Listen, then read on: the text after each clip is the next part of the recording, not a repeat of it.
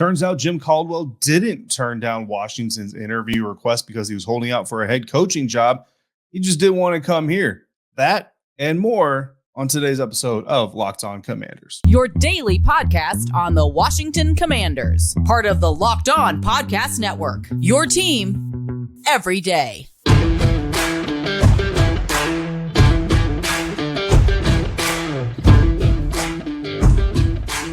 Welcome in, Commanders fans, to the Locked On Commanders podcast, part of the Locked On Podcast Network, your team every day. We are your daily podcast covering the Washington Commanders, and we are free and available on all platforms, including YouTube and the WUSA 9 Plus app on your Roku or your Amazon Fire Stick. And we thank you for making us first listen or your first view of the day. I am David Harrison, staff writer for Commander Country, part of Sports Illustrated's FanNation. Chris, the Rooster Russell, is out for this week. Chris taking a little bit of time off, deserved time off, so we wish him well, safe travels, and we will have him back here soon. If you miss him and you want to check out Russell and Medhurst on the Odyssey app, you can find all kinds of previous content of Chris here on the Locked On Commanders podcast as well to dive into. Either way, I'm sure I can speak for Chris in thanking you again for making us your first listen or your first view of the day. Today's episode brought to you by FanDuel Sportsbook, the official sportsbook of the National Football League. Make every moment more. Visit FanDuel.com/lockedon to get started today. The search for the next Commanders offensive coordinator is starting to heat up a little bit, so we're going to dive into one of the primary, maybe the primary candidate for the job here in just a little bit. But first, we got to talk about Jim Caldwell, because a month ago, we talked about Jim Caldwell deciding to not interview for the same position. We're talking about Washington Commanders' open offensive coordinator position following the firing of Scott Turner. Obviously, he and Martin Mayhew, Jim Caldwell and Martin Mayhew, have experience together from their time with the Detroit Lions and a friendship and all this other stuff. We assumed, and I think we talked about on the episode when we covered this story, that he was probably holding out for a head coaching job. You know what I mean? Office coordinator is nice. Thank you. Don't get me wrong. There's only 32, ish positions. There's some co-coordinators and all this other stuff out there. But for the most part, there's only 32 offensive coordinator positions available. Obviously, in this one, Ron, I don't think is going to suddenly start calling offensive plays, so Jim would get his own opportunity, and that's great too. But he just, thanks, but no thanks. And we assumed that he was holding out for a head coaching job, or at least head coaching interview opportunity. Well, perhaps we assumed wrong, because on Tuesday, not only did Jim Caldwell not interview to be a head coach, not take a head coaching position, he didn't even take a coordinator position. He took a senior assistant coach position with the Carolina Panthers and their new head coach, Frank Wright. So, you can take this a multitude of ways. But here, guys, and if you have a different opinion than what I'm about to tell you, by all means, drop it in the comments. Let me know. But here's how I'm reading the situation, right? Jim Caldwell is a man, obviously wants to be in coaching, wants to be a part of an NFL franchise, or he wouldn't have signed on with another team. I think it was fair at the time, a month ago, to assume that he was holding out for a head coaching position. He's an experienced coach. He's been a head coach before, certainly a football, intelligent human being, things like that. And so when you have that denial for the interview request, you pretty much assume that's the route that he's going to go. But now he comes on, takes a senior assistant coach position, and listen, maybe he views that as a higher notch up than offensive coordinator. Typically, your future head coaches are coordinators, right? Offensive coordinators, defensive coordinators. You don't see a lot of assistant coaches getting immediate head coaching buzz. Now, again, Caldwell a little bit more experienced than some, in that field. So maybe that's going to be different in his case. But I basically take this as he didn't want to come to Washington. And I don't know necessarily it's against Martin Mayhew, it's against Ron Rivera. I think what Jim is seeing is the writing on the wall. And the writing on that wall kind of correlates with another story we've talked about here in the recent week. And that is that one of or multiple new ownership groups or interested new ownership groups reached out to Coach Sean Payton and said, hey, if we get the bid, if we win the bid to buy the Washington Commanders, we want you to be our head coach. How do you feel about that? And from the sounds of Sean Payton's comments, he was very interested in that theory. So basically, these new ownership groups don't want Ron Rivera and his staff being maintained once they buy the team. Now, most likely that's not going to be this season. We're about to hit combine time. A lot of work has already been done, is already being done. It's going to be really hard to replace a coach at this stage of the game. So even if we get new owners by, say, before the league meeting or at the league meeting where it gets approved and at the end of March, likely Ron Rivera and his staff is going to stick around at least for the first year. But if these ownership groups are kind of already set on moving in with their own guys, first of all, that's their right. And there's some logic to that, right? There's a lot of baggage kind of hanging on from the Washington Commanders franchise. So it could make sense from a business standpoint to want to start fresh and basically replace all the forward facing elements of this franchise that are tied to the Dan Snyder era. And while Ron Rivera and Jason Wright certainly didn't create, this situation, and I think have, for the most part, handled it pretty well, it would make sense that a new ownership group would want to replace the faces of that time period. So guilty by association type of deal, and being moved on. Well, usually when that happens, a lot of times anyway, that when that happens, the entire staff gets replaced. So Jim Caldwell, that's what I think happened here, is he kind of sees the writing on the wall, sees that, look, Ron, Martin, Jason Wright, you're probably not going to survive the ownership change. If you survive the ownership change for 2023, it's going to be basically because there's just no time to bring in a new coaching staff and regime and change everything all last minute. But 2024, you're probably out the door, and I would be out with you. I'd rather go somewhere where I can establish myself with a little bit more stable group. Granted, Frank Wright and his group, new, you know what I mean, to Carolina and all this other stuff, but new is more stable than on your way out, right? Incoming is more stable than on your way out, usually, unless you're coaching for the Houston Texans. Then it gets a little dicier with the Arizona Cardinals, for that matter. So I think that's what I read in this. That's how I kind of take this from Jim Caldwell. It wasn't that he didn't want to be an offensive coordinator or take a less than head coaching position in the National Football League. He just didn't want to take one with the Washington Commanders. So take that for what it's worth.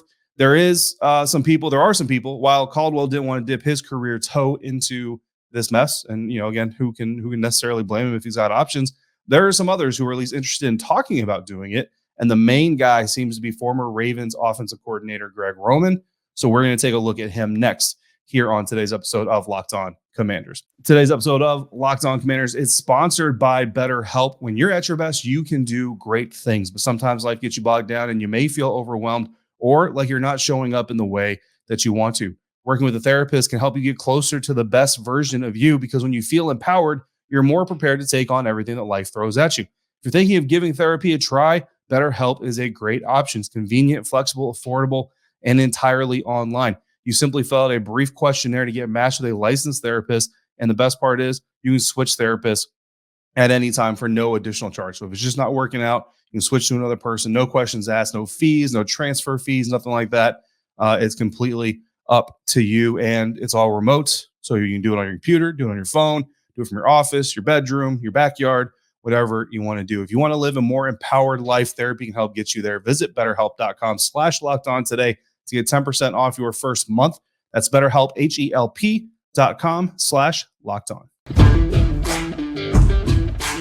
All right, Commanders fans, Jim Caldwell doesn't want to be a part of your favorite franchise, but there are some other guys out there who appear to at least be interested in talking about it. And one of those is former Baltimore Ravens offensive coordinator Greg Roman. Obviously, if you're from the DMV or the surrounding area, you're probably pretty familiar with Greg Roman and his work with the Baltimore Ravens, because they are obviously located fairly close to where the Washington Commanders play their games, and the majority of the fan base, I would say, probably is residing. So for those of you who are not familiar, Greg Roman, offensive coordinator, was fired by the Baltimore Ravens, although the way that it came out was that it was a mutual parting of ways, whatever that means. 50 years old, will be 51 before the season began. His first offensive coordinator job in the National Football League was with the San Francisco 49ers back in 2011, where he was there till 2014. In 2015, went to Buffalo, where he was the OC for the 15 and 2016 seasons. And then in 2019, was hired on to be the Baltimore Ravens offensive coordinator, where he served until the end of the 2022 NFL season. So who is Greg Roman from a schematic standpoint? So let's dive deep into some of these numbers here. 2022 Baltimore Ravens offense ran the ball the seventh most times in the National Football League on 1st and 10. 237 of the Baltimore Ravens run plays were called on 1st and 10. Again, seventh most in the National Football League. The Ravens were top 10 in runs on 2nd and 1 through 5. So 2nd 1, 2, 3, 4, or 5, except 2nd and 2nd and 2, which the Baltimore Ravens offense only faced a total of 10 times. However, they did run on 80% of those 10 times. So they're ranked low because they just didn't have a lot of them in general. But 80% of the time, the Ravens faced 2nd and 2 they ran the ball. Top 5 in runs on third down when it was 1 yard to 4 yards. Most of their third down passes came on 3rd and 5. 25 times they passed on 3rd and 5, and they had a 33% conversion rate, which 33% used to kind of be the standard. Now you really want to get 40% or higher. When it came to 3rd down and 7 to 10 yards, the Baltimore Ravens, top 10 in runs on those. Not saying they ran all the time, but just amongst the NFL community, top 10 in running on 3rd and 7 to 10 yard down situations. So clearly a very run-heavy coordinator, run-heavy play caller, which, to be quite honest with you, kind of fits what Martin Mayhew and Ron Rivera said exiting the regular season, that they wanted to be a run-heavy team, a heavier run team as well. 15 of 21 of the Baltimore Ravens' 4th down conversions in 2022 were run plays as well. And in total, the Baltimore Ravens were 19th in scoring as a result of all that running. So obviously, if you're looking at weaknesses and you're looking at strengths for Greg Roman as an offensive coordinator, you're going to go with his weakness being what? Well, the passing game, right? That's what you're going to look for. So in Greg Roman offense, so those other numbers were just 2022, right? I didn't do a deep dive of all the first downs, all the third downs in his entire career, comparing it to all the other coordinators, because I would just never actually have a show and I would just be here calculating all stinking day. But I did go through Greg Roman's career as an offense coordinator. So that's with the Niners, the Bills, and the Ravens, to get you some numbers here on his weaknesses and his strengths. So the weakness, obviously, perception-wise, is going to be the pass game. The last time that a Greg Roman offense had a 1,000-yard receiver was actually just the season before last season. Now that 2022 is last season. So 2021, tight end Mark Andrews and wide receiver Marquise Brown both had 1,000-yard receiving seasons. Mark Andrews, 1,361 yards. Marquise Brown, just over 1,000 yards with 1,008. Previous to 2021, however, the last time that a Greg Roman offense developed a 1,000-yard receiver was 2015, and that was Sammy Watkins with the Buffalo Bills, 1,047 yards in the 2015 season. So from 2016 through 2020, no 1,000-yard receivers produced by Greg Roman's offense. Yikes to Terry McLaurin and Jahan Dotson if this is the hire. Just fantasy football. Probably don't draft Terry McLaurin and Jahan Dotson, Curtis Samuel, if this hire actually happens. Last double-digit touchdown receiver for a Greg Roman schemed offense, tight end Mark Andrews, again, 10 touchdowns in 2019. So 2021-22, no double-digit touchdown receivers for Greg Roman. Prior to 2019, you have to go back to 2013. Tight end Vernon Davis had 13 in 2013. A lot of 13s there. So that is the initial gap, and then there has been none since. Both of them tight ends. You might look, 1,000-yard receiver, tight end. So not necessarily Logan Thomas if those rumors that he might be released are true, but good for a receiving tight end if you have one. Maybe you draft that guy to your fantasy roster. Last 100 catch receiver, tight end Mark Andrews. Last year, 2021, 107 catches. And he is the first. 2021 was the first time any pass catcher, tight end, wide receiver, otherwise, caught over 100 balls in a Greg Roman offense. So again, yikes to your wide receivers. Highest points per game output in a single season, 33.2 points per game, which is a great number. That happened in 2019. That was first in the National Football League. The second most, about a 4-point drop here, 29.3 points per game. That happened in 2020. That was 7th in the National Football League. So still a good number. What might be a little concerning from a point production standpoint, go back again, the Ravens finished 19th this last season, 2022, in scoring. Over half of the 10 seasons that Greg Roman has been offensive coordinator in the NFL, his teams, over half the time, his team has scored less than 25 points per game on average. These days in the NFL, 24 points is almost the floor. You have to hit 24 points to even have a chance to win a lot of times. 25, and again, over half the time, Roman's offense, if they meet 24, they don't go any higher than that. So again, that would be bad news for Terry McLaurin, bad news for Jahan Dotson, bad news for any of you who have them in your fantasy leagues or get them in your fantasy leagues. Not good. I mean, you're going to have some good games, obviously, right? But overall, not a good history for Greg Roman in regards to the passing game, which, again, fits, honestly, what Ron Rivera and Martin Mayhew essentially said they want to do coming into the offseason. So obviously, if that's his weakness, Greg Roman's offensive strengths are going to be in the running game, right? So the last time Greg Roman had 1,000-yard rusher was quarterback Lamar Jackson in 2020 with 1,005 yards. No 1,000-yard rushers in 2021. No 1,000-yard rushers in 2022, quarterback or otherwise. Previous to 2020, he had 2,000-yard rushers in 2019. Lamar Jackson, again, 1,206 yards, and Mark Ingram, 1,018 yards. Before 2019, though, you have to go back to 2016, so 3 seasons prior with the Buffalo Bills. LaShawn McCoy was the last running back to rush for over 1,000 yards under Greg Roman. The last time Greg Roman produced a 10-plus touchdown carrier rusher was running back Mark Ingram. He had 10 in 2019. Before that, you have to go back to 2016. Again, LaShawn McCoy with the Buffalo Bills. The last running back to lead the team in carries for a Greg Roman offense, Mark Ingram, 202 carries in 2019. Before that, it was LaShawn McCoy, 2016 with the Bills. So a lot of running back or a lot of quarterback runs in the Greg Roman offense with guys like Lamar Jackson, Tyrod Taylor, Colin Kaepernick in his history. You can really see why. Here's where things get a little concerning for me personally, if you're asking me what I think about the potential of Greg Roman being hired by the Washington Commanders.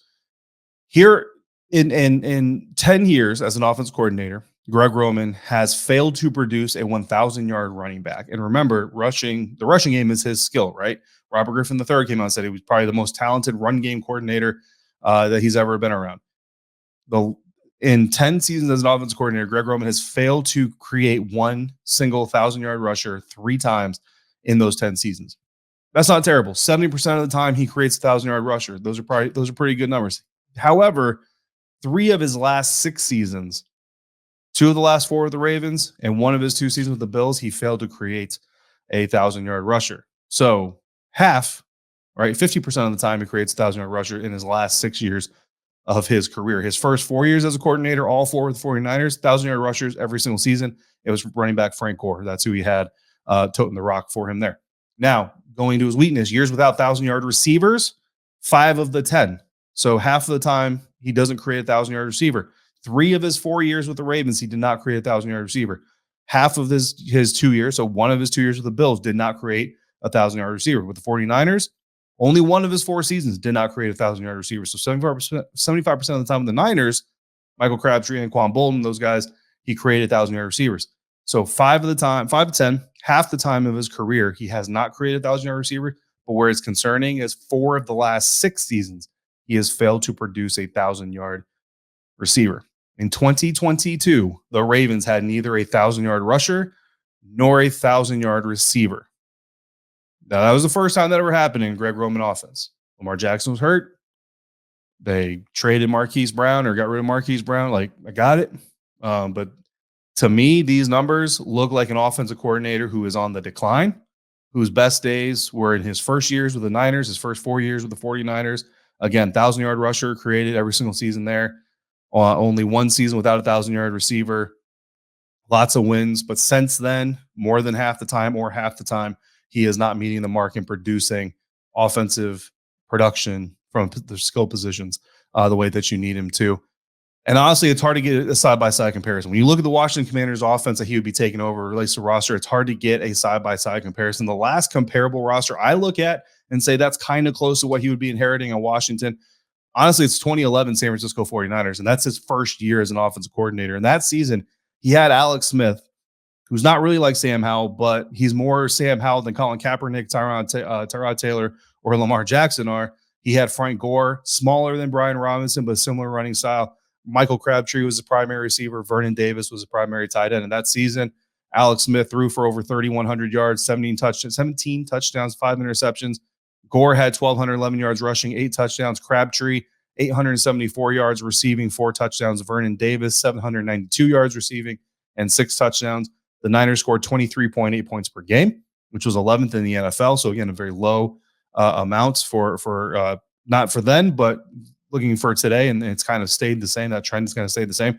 But they were 13-3, first place in the NFC West. A very solid defensive unit, controlled the ball a lot. But here's the kicker, and here's where Commanders fans, if you hated hearing Martin Mayhew and Ron Rivera said they wanted to run the ball 66% of the time in 2011. And like I said, to me, that's the most comparable personnel package-wise to this current Washington Commanders roster.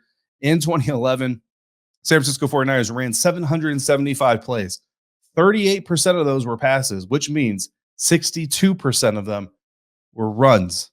Alex Smith carried the ball personally 52 times. Sam Howell, in his one game in his rookie season, ran the ball 5 times, which equates to 85 times in a 17-game season. I'm not saying that Sam's going to run the ball 5 times per game, but you see the numbers, they're starting to kind of match up a little bit. So to me, that is the type of offense you would be expecting to see, is a very run heavy, 60+%.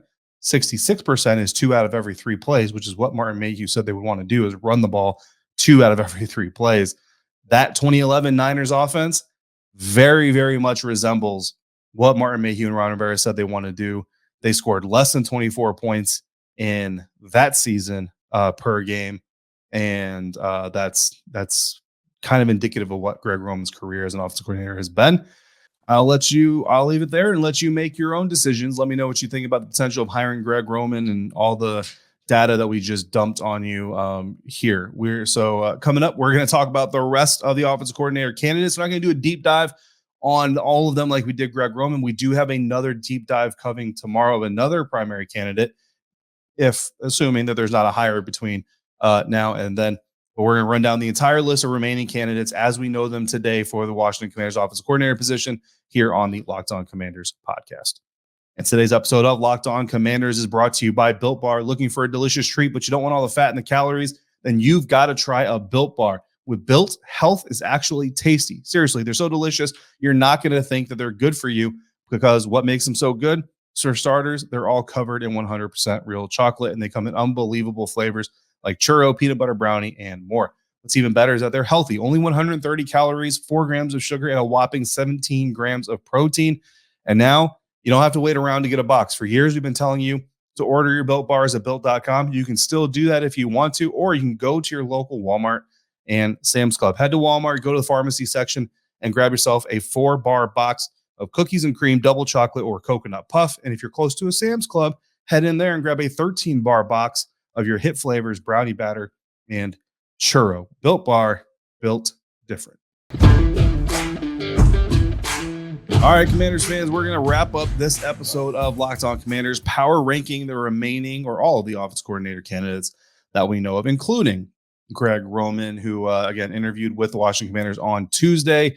Eric Bieniemy, Chiefs offensive coordinator, has been requested by the Washington Commanders. 5 teams in total requested interview or interviewed Eric Bieniemy, including the Ravens, who have hired offensive coordinator Todd Monken. So they're out of the running for Eric Bieniemy. So only 4 teams left, including the Washington Commanders as it stands at this moment. Thomas Brown, Rams assistant head coach, tight ends coach, interviewed by the Commanders among 4 other teams. Charles London, Falcons quarterback coach, was hired by the Titans as their pass game coordinator and quarterback coach. Anthony Lynn, 49ers assistant head coach and running back coach, has been hired by the 49ers, obviously. Greg Roman, yet to be hired, has no interviews that I'm aware of with any other teams. Pat Shurmur does not have a job as of right now. No other teams have requested to interview him that I'm aware of. Eric Studesville, Dolphins associate head coach, running backs coach, no other teams requested to interview him. Ken Zampese, Commanders quarterbacks coach, no other teams have requested to interview him. So London and Lynn, I mean, granted, if the Commanders offered offensive coordinator positions, they could, turn around and accept those positions and leave their current jobs, but they do appear to be out. So that leaves us with Pat Shurmur, Ken Zampese, Thomas Brown, Eric Studesville, Eric Bieniemy, Greg Roman. So power ranking these coordinators. And when I want to be clear, these are not necessarily my preferred ranking of like who should get the job, but just more so kind of reading the flow of things and reading the energy in the room and everything else, who I think could be the guy that the Commanders are coveting the most. And number one at the gate, it's got to be Greg Roman, right? I mean, he fits everything that Martin Mayhew and Ron Rivera said they want to do: run the ball 66% of the time, run the ball, run the ball, run the ball. That's what Greg Roman likes to do and does it all the time. So I think he's number one. He's kind of has to be number one. Number two, I think, is Eric Bieniemy. I mean, the Washington Commanders have been waiting for a long time for the Kansas City Chiefs season to be over, Super Bowl champions. Andy Reid has been pushing Eric Bieniemy on anybody that would possibly take him. The connection between Ron Rivera and Andy Reid is known. So Eric Bieniemy, I think, has to have some sort of an inside track on this job. Number two, I think Pat Shurmur is number three. I saw someone who kind of described him as their safety net. I think that's a very accurate way of describing him. But for some reason, he's not available, gets another job, or just doesn't want to do it. Then I think Ken Zampese, your inside the organization option, is probably number 4. Thomas Brown, Eric Studesville, I'd get 5 and 6, which to me is a little disappointing. Thomas Brown, Eric Studesville are probably the most kind of modern-ish type of coaches, most guys most likely to bring in a little bit of a new energy and new flow to things. And it just looks to me like, they interviewed him, they brought him in. Doesn't seem to me that there was a whole lot of attraction. Thomas Brown has had second interviews now with a couple of teams. Eric Studesville, again, I don't think he's had any interviews with any other teams, but I just feel like those two guys kind of at the bottom of this group. I call them, look, so Greg Roman, Eric Bieniemy, Pat Shurmur are the top 3. I call this the old dogs, old tricks trio. I'm going to be honest. You probably hear it in my voice. It's a little uninspiring. I'm not super excited about the potential of all these guys coming in. Hopefully, look, if they show up, you know what I mean? They'll get a fair shake just like everybody else will, and they'll be analyzed, critiqued, whatever, commented on fairly, at least here on this show. I can promise you that. But if I have to be honest, my choice would be Thomas Brown, the Rams assistant head coach, tight ends coach. He's been a running backs coach, worked under Sean McVay. He's seen a lot of things, been in a lot of places, did a lot of things. I would like to see what he can do as an offensive coordinator versus one of these retreads. Eric Bieniemy, Greg Roman, both guys who have been OCs, both of their teams basically saying, thank you for your service. Good luck in your other ventures. We don't want you anymore. We're going to replace you with a new offensive coordinator. To me, taking someone else's cast outs seems uninspiring. I mean, that's the best way to put it. Pat Shurmur, kind of in that same boat. Ken Zampese, I think he would be a smart hire. You know what I mean? Not the most exciting hire, granted, but he knows the guys. He knows this. He knows kind of what their strengths are. He kind of knows their weaknesses, knows the personalities in the locker room. If you bring back Taylor Heineke, he knows him well. Obviously, he knows Sam and was very excited to see him get his first start. So I think Ken Zampese is a low-key, very intelligent hire if they go that direction. I just don't get the feeling that they're really looking to go that direction unless they have to, which puts them at 4. So those are my thoughts, guys, on the offensive coordinator power rankings as we see so far. A deep dive into Greg Roman. Look, if you're more excited about Greg Roman than I am, by all means, shoot me a message. Let me know. Email, Twitter, DM, comment section. Let me know what I am missing. I would be happy to be excited about that a little bit more. In the meantime, thank you for making Locked On Commanders your first listener, your first view of the day. We will be back. I will be back the rest of this week. If you got questions or topics you want to discuss, send them in lockedonwashingtoncommanders@gmail.com or DM them to @LO Commanders. For Chris from the Team 980 out this weekend, I'm David Harrison, writer for Commander Country on SI's FanNation. Until we speak again, if you're out and about, please be safe, be kind to one another, and thank you as always for joining me right here on Locked On Commanders.